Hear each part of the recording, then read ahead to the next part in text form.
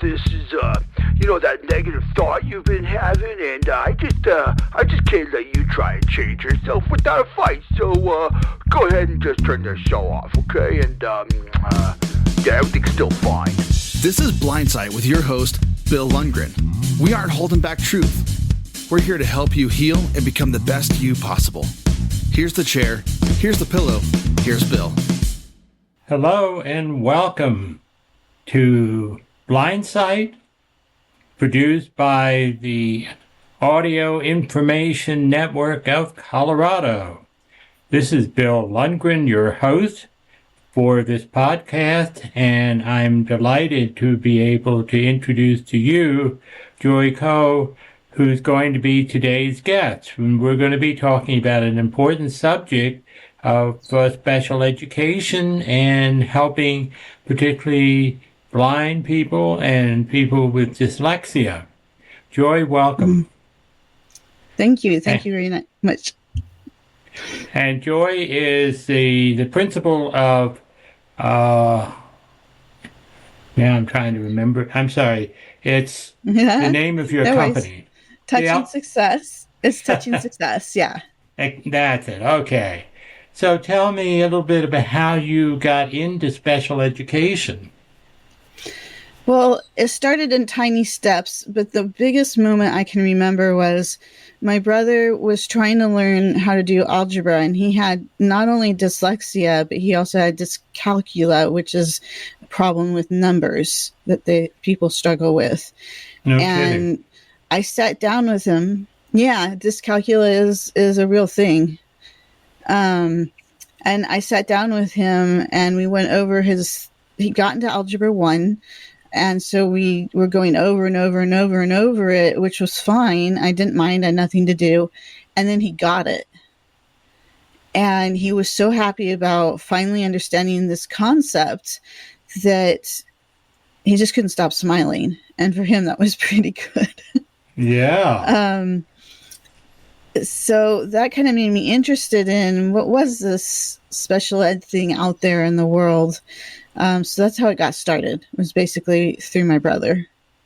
And you've been in special education for 15 years, and you were a volunteer before then. And you created this company. Tell me a little bit about what brought you to the idea of having a separate company rather than just continuing as a special ed teacher. Well, as you know, the school systems are difficult to work with, especially right now. There's so much going on. And I decided that I really didn't want to spend most of my time doing paperwork and trying to dig the district out of holes that kept putting itself into. And what I mean by that is that I had 25 students, and 6 of those students was 1 hour a day. And it didn't seem to matter how much I pointed out we needed to hire 1 or 2 more teachers. They just said no money and figure it out. I decided I had enough. I'd had enough trouble with that. So then I was looking at dyslexia because that was something that I kept finding my students, even though they're blind, that they had it. And so I was sent on a training to learn how to teach kids with sight how to work with dyslexia. And then a group of us and I got together at this one school that I worked at, a school for the blind. And we put together kind of a mini program to experiment to see if we could get it to work for our kids. And it worked fantastically. And they started sending students to the 3 of us that couldn't learn to read because they'd tried everything. And we'd get the other couple teachers and I would get these students in front of us and we'd start using the program we adapted. And next thing you know, my students, who people literally said, just give up on them. They're never going to learn. Just don't bother. They were reading by the end of the year. At least all 3 of mine were that had it. And it was just so thrilling. So then when I changed to district position and ran into one kid in particular, she sticks out for me. And I was so frustrated because just for her dyslexia, I need to be able to commit 2 to 3 hours a week to her. But then there was all the like stuff that our students have to learn in addition to Braille. And I had no time for that and for the other. And it made me sad that I couldn't do more. So then I arranged with the grandmother to have her go up to the school for the blind, and everybody was happy with it. So she could get more one-on-one time. And again, it was just like one more frustration. I couldn't fill that child's needs. So what would happen if I had my own company that districts could work with to work with students like that and allow the vision teacher to focus on the, what we call the expanded core curriculum, which are things like cane skills and money skills, things along those lines. I could focus on the dyslexia part with the kid. But then COVID hit and everything kind of fell to pieces. So I couldn't really do a whole lot for a while. So I started working on getting my certificate through the National Library for being a Braille transcriber. And that's what I'm currently doing now, is just kind of focusing on that. So you've really adapted and also problem solved in a way that sometimes the school system just doesn't allow people to do. They don't have enough money to provide the support that our kids need. Right. So where does the funding come from? From parents having, in other words, somebody can contact you and say, I have a child who needs X, Y, Z, and then it comes out of pocket, or is there federal funds or any funds that can help support the kind of unique work that you provide? No, it's been more of a money of chasing down people who believe in what I want to do and them giving me 100 here, 100 there, or sometimes a little more. Mm-hmm. But yeah, mostly it's out of pocket. Okay, so, but you fill the gap, and that's an important thing. Now, how do people find you? They can go to my website, which is touchingsuccess.education. And I have another one specifically for the visually impaired, which is touching-success.com. Now, one of the things that occurred to me before we went on the air, and I'm probably revealing my ignorance, but what about those for whom English is a second language? It's American Sign Language, or I'm sorry, not American Sign Language, but Braille, adaptable to that, that community and the kind of thing that you're working with to that population? That's a really good question. I'm trained to work with English language learners, or we call ELL kiddos. Sure. But I am not trained in working with them with the dyslexia. I am willing to give it a shot, but we'd have to make sure it's actually dyslexia that's the issue and not just a language issue. Right. Yeah, that would be trying to sort out the two of them, because it would have an effect on their ability to use Braille, would it not? To use Braille in and of itself, no, I don't think so. I think it might even help them improve their English skills. But to do the dyslexia plan, that would be affected. Yeah, but I've taught kids who have English as a second language, I've taught them Braille. So, what kind of things do you experience in working with the parents of these? Now, you work primarily with children, correct? Correct. Now, but you also have to deal with the parents. And in some of the literature I saw, and you were talking about working with parents with paperwork and things like that. Is that what you also provide? I'm not sure I quite understand your question. Well, you have to deal with parents just to Correct. Set up a kind of, a relationship with them to help their child.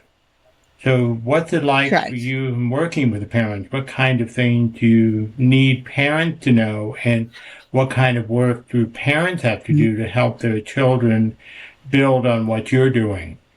Okay, I like that question. Well, usually when I'm working with kids that are struggling, and as they kind of come around, so they're not struggling quite as much, and they're making improvements, their grades start improving, the parents are usually really happy. They're just so thrilled to see the change in their child, because people had given up on them, and maybe even the parent had, because nobody else was supporting the kid. And I like to try to get in there and say, no, this is fine. We can work with this. And you always have like the one parent who thinks that you're charging too much for the kid's progress, because kids progress at a different rate, and that's just part of teaching.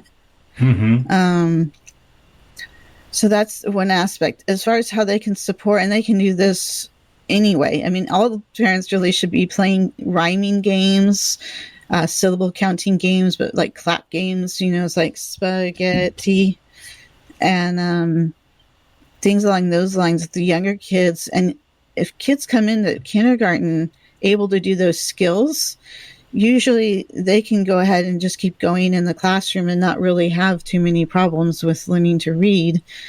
But some kids they just need that extra hand.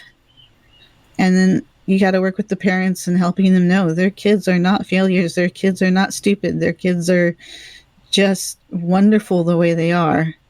So you really provide the positive support for the kids in all kinds of situations, because as you say, a lot of people just give up and say, that the kid isn't going to learn anything, and that's such a tragedy.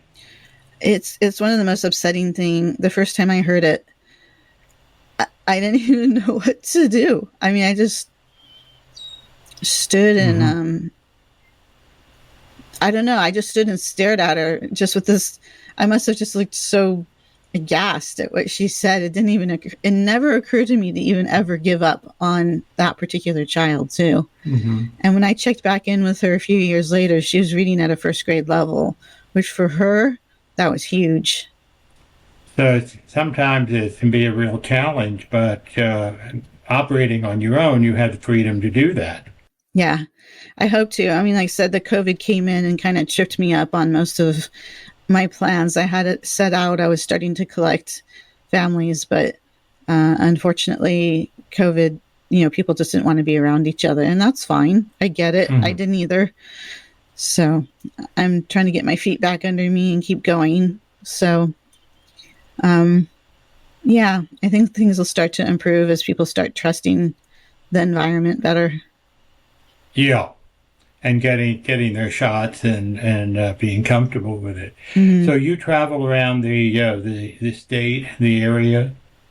Right now I'll travel very local. I can't do a lot of long traveling because I'm out of the Bay Area, and traffic is as bad as everyone thinks it is. Yeah, sure. But if the parents are willing to bring their kid down somewhere, then usually I can meet them there if it's needed. Ideally, I want to set up a place in my house that's quiet and be able to work with parents and kids here. I wonder what we have to do to get the school system to start. I know everybody's short of money for everything, but this is so vital. There's how do we get the school system to understand how important it is that they have enough special ed teachers and so forth. I don't want to get into a political rant, but that is an issue. I understand. Yeah. So, in terms of your work, what do you think is the biggest barrier? Is it the school system? Is it the parents? Is it the not having enough tools? I know you talked about working with blocks for teaching Braille. I mean, what was that all about? Using the blocks. The first level in the Barton system that I use is just visually colored blocks. I just adapt them, stickers and textures and things like that. And so then the kid, I would give them two sounds like A and T, and then they would say at, and then pull a block down for each sound. So A would get one block and then go ah, and T would get the next one, which would be t, and then pull it down. And then they would touch each and say it all together. And that's why one of the reasons I called my company Touching Success is because whether they have vision or not vision, they have to touch the blocks. And then with Braille, it's all touching. Mm-hmm. And so I was like, okay, so touching brings success. So then the blocks are both for dyslexic kids as well as for the dyslexia as well as for the blindness? Yeah, it depends. Some kids, and not blind or deaf, or they learn to read so fast. It's just bam, they're out of kindergarten and they're flying up into second grade reading level. And then you have the kids that are behind, and are they behind because of a disability? And that's what we need to flesh out. Are those kids that are so far behind that you're looking at almost wanting to repeat grades, which we really don't want to do. What is the difficulty there? And unfortunately, with a lot of our vision kids, Braille is difficult to learn. And sometimes they end up staying behind a year, first grade usually, so we can get them caught up to where their peers are with Braille. Mm-hmm. And then they're integrated with the school system, but they have the skill of Braille. Mm-hmm. Now, one of the things you were talking about in some of your literature about the expectations of parents wanting their kids and society to go into college, and you're saying, now wait a minute. At least from what I was reading, you have a different philosophy. Could you elaborate on that? Yeah, it took me a while to develop it. I mean, for most of my early 20s, I was all about getting my students into college and university level and really try to succeed that way. And then as I got older, I started seeing that there are things like cooking schools and schools to learn technology that's specific for something like AWS for Amazon, or programming for different things. And I realized that some of our students might be better off going that route, and they can still make a lot of money. Programmers, once they get good at it, they do pretty well. And I just started thinking about that, just really, really thinking, like, do they need to go to university and spend thousands of dollars to do something they could go to a vocational school for, and they'll walk out with probably a couple $1,000s in debt, but able to just jump right into the workforce and off they go. And then also the rehab places for the visually impaired can help them get set up in different types of job situations as well. So I'm not saying that my students aren't capable of going to college and university. If they want to go that way, I'm 100% behind them, help them get set up with their Disability Resource Center, get them set to go. But there's other options. So your role is not just of the teacher per se, but you're the counselor as well, in trying to help people make the kinds of decisions that work for them, for the student, and help the parents, help the student make the decision that's going to work best for them with the skills that they have. I think in every role I've done since becoming a special ed teacher, that's almost always the case. Even when they're little teeny tiny tots, the parents want to know about their future, and you can't help but blame them. Especially if they've never interacted with kids that have a visual impairment or never even knew that such a thing as dyslexia existed. These parents are scared and nervous and anxious about what's going to happen with their kids. And if I and other teachers can guide them or reassure them, then everybody is better off. Mm-hmm. Now, we've been talking a lot about dyslexia, but what would be a simple definition of dyslexia that would encompass the kinds of students you're working with? Is there a simple definition that people who are listening can fully understand? So Lexia is language, and doesn't work. So that's kind of the overall summary of it. Language doesn't work, and I don't know why they call it language and not reading, because it really should be reading. But dyslexia is basically they're not hearing sounds correctly, and they need to be taught how to hear them correctly or how to blend them correctly. For example, I actually have a relative who has severe dyslexia, and I asked him one day when I was training, and I was just curious, and I said, how many sounds do you hear in the word cat? And he said, one. And I said, no, how many sounds, not how many, not what word, how many words. I said, how many sounds? One. And so then I was like, oh, wow. So then I broke it down on my fingers. Cat, cat. How many sounds do you hear? One. So because of his dyslexia, he literally could not hear the different sounds inside of the word cat. So if you're trying to spell or trying to read and you can't tell the difference between the sounds, then you're going to really not be able to read it. So that for the blind person, of course, everything is by sound. So if we're having trouble hearing, then we're totally lost because we don't have any sight. Correct.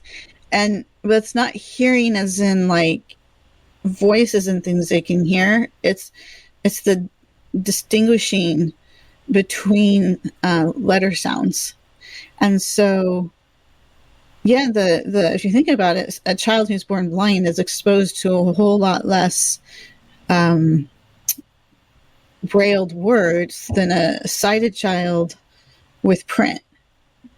Because a sighted child with print can look around all over their kindergarten classroom and everything's labeled in print. But a child who's visually impaired or blind, they don't see any of that. They only see what the vision teacher or the aide brings to the child. But you can imagine the lack of exposure.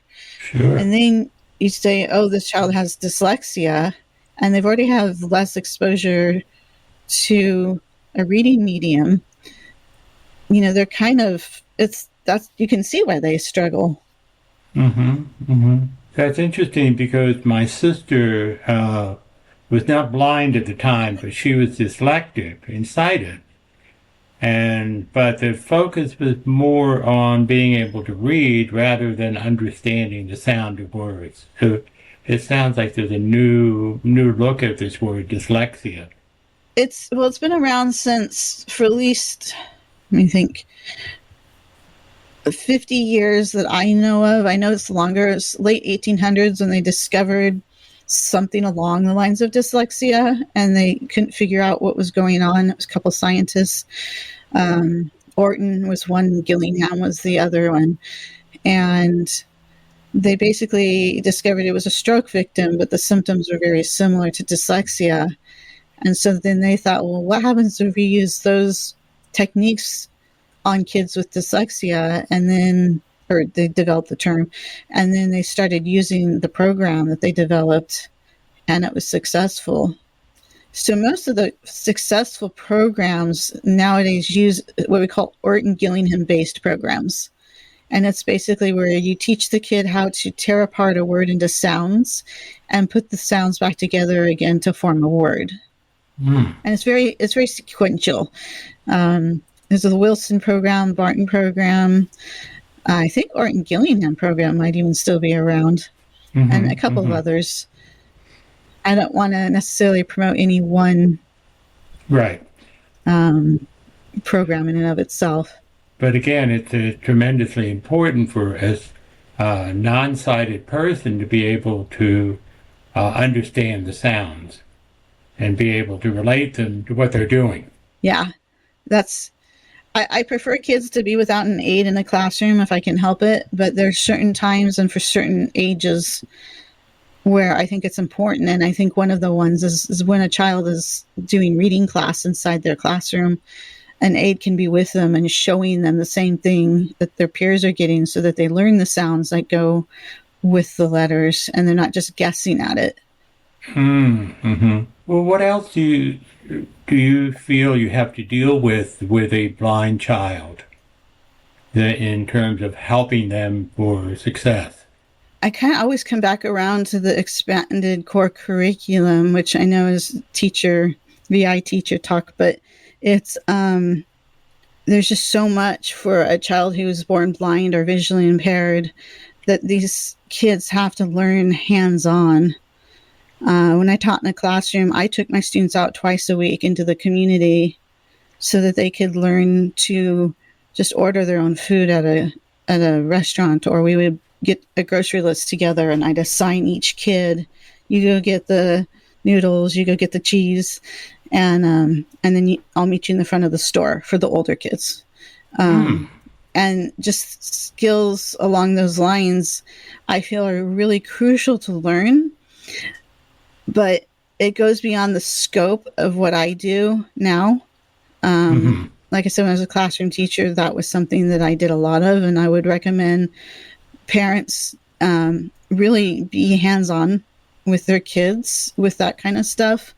Have the kids pay for the food, have the kids help bag the food, just anything that they can do that's hands-on. That's what these kiddos need.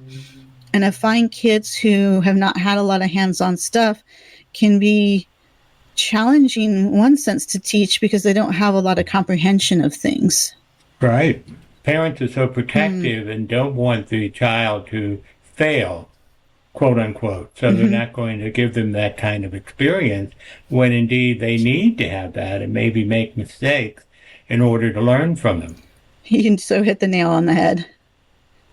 That's so true. I know I was a protective child, and, there's a loss there.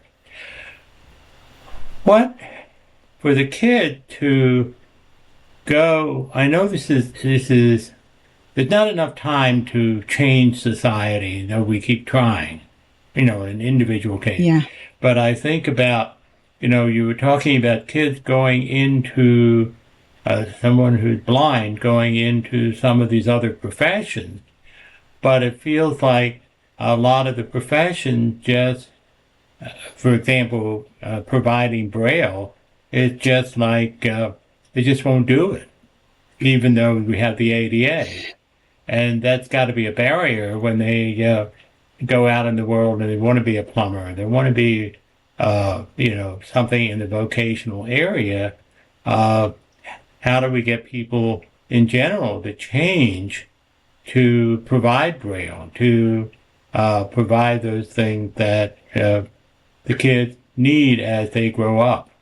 That is a hard question to answer, especially because it's for the older group. But I would say technology is a big part of the answer to that, because they come out with so much stuff now. Like they have these pens that can read out loud as you kind of trace along the general area of the print.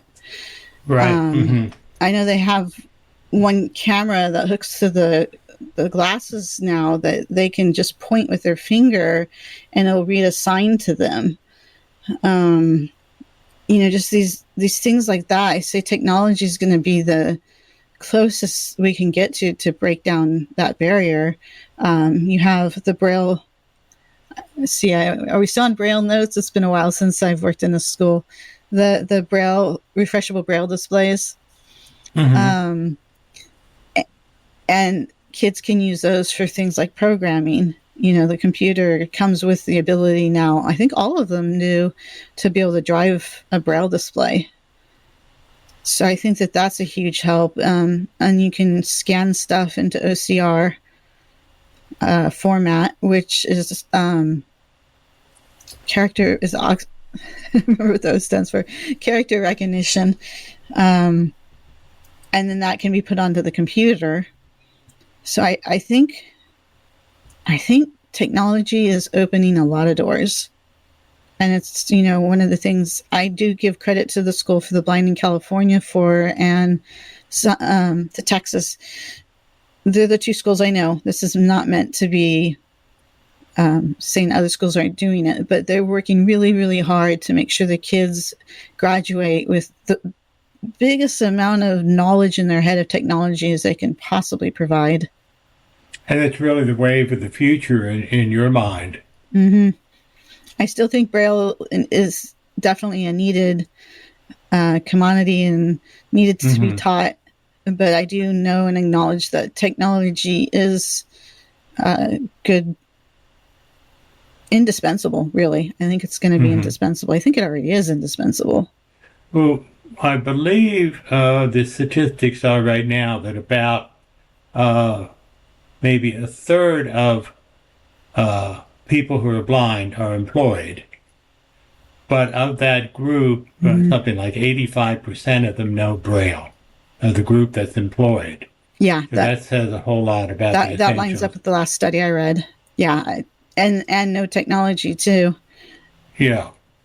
I always wanted to stay on top. The one sad thing about leaving a school district or a school for the blind is that I don't really have any way to kind of like stay on top of the tech anymore, because when I was at the schools had bought the tech. I learned it and then taught it to the kids.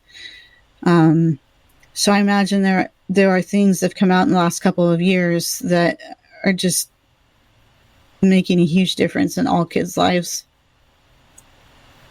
I saw this one child she had autism, she was delayed, and she was visually impaired. I think she had no vision at all. And she could use an iPad. Really? Yeah, and she was only like 9 years old. It was awesome. That is awesome. That is awesome. What you're certainly expressing, and I have to commend you for, is the hope. Yes. You know, I think I've had friends who've been special ed teachers, and then after a while they get so beaten down by the system, they kind of lose that hope. And that's when they have to get out. I had lost it. I really had. Yeah, beaten down by the system is a really good way of putting that. You know, I mean, it's a priority thing for the district, and I understand it to a degree, but at the same time, you can't shred teachers that work in special ed. I wonder what we have to do to change the system, give more money, or change the whole attitude of school system towards those special needs kids. I think it's changing attitude. Study I read last says that we spend either $5 or $7 for a special needs kid compared to every $1 for a non-special needs kid. And yet we still have a system that we feel like we're struggling to get funding for. So where's the disconnect? You know, that's a lot of money. That's a huge difference. And it's part of the reason why, without getting too much into politics, is the up aboves, I'll just say, fight special ed, is because they see the money difference. So you're saying that special ed gets more money per student, but it just, they're not getting the returns that they should be for that kind of difference in pay. Is that what you're saying? I think so. I think that I don't understand such a huge, I mean, when working with kids who are visually impaired, I can kind of understand, because, you know, a Braille note will cost you $3,000 to $5,000. And for only one student, that's a lot of money. And that's just one device. Because then the math textbook that I was picking up for a kid one year was $14,000. And that was just one book. I still had another 5. So he got away with being able to download books off of the internet, basically, onto his Braille note for the books that were all literacy based. And so the cost differential has a lot to do with even kids getting access to the things they need. Yeah. When I told my supervisor how much that book was going to cost, I thought she was going to pass out. I can and I was like, I said, that's only one kid I said, that's Yeah. only one kid, one book. I said, we have 25 kids in this district. Where do you want me to start? It probably would take a whole program for us to talk about how the system can be changed. But I think the parents ought to be looking into it. There's got to be some way to change it, and maybe that's where the parent can put in their concern and their interest. Yeah, I've had parents who've put in their 2 cents here and there and have gotten things done that I've been working at for forever. Couldn't get anywhere. So when it comes from the parent, it makes it even more impact than the special ed teacher. Well, yeah, because the school doesn't, it's kind of going a little into politics, I guess, but the school doesn't want to be caught up in, it's not a lawsuit, but it kind of is. It's a process in special ed called due process. Right. And it's expensive for everybody. But it's basically when the parents are unhappy, they can there's a bunch of steps they can go to before going to due process. And you can only hope that they go that length, which is usually why districts will respond when a parent gets really heated. Because they don't want to nobody wants to be tied up in due process because it just, everybody gets pulled into it. Right. But yeah. I had a it's 3 kids, and the parents worked for a very well-known corporation, and they got a lot of positive response from the district. But then they decided to demand too much. And I had to agree with the district on that one. The parents were deciding on too much. But I was amazed at how far they got until they just wanted too much, and they really can't go to the details without breaking stuff that, You've been very, very much an activist. And very much a positive influence, I'm sure, to your kids. And that must make you feel good. Thank you. It does, especially I've been teaching long enough that I have, that I know of. One girl, she's married. She's on my Facebook page now. She's married and she's starting into her master's degree.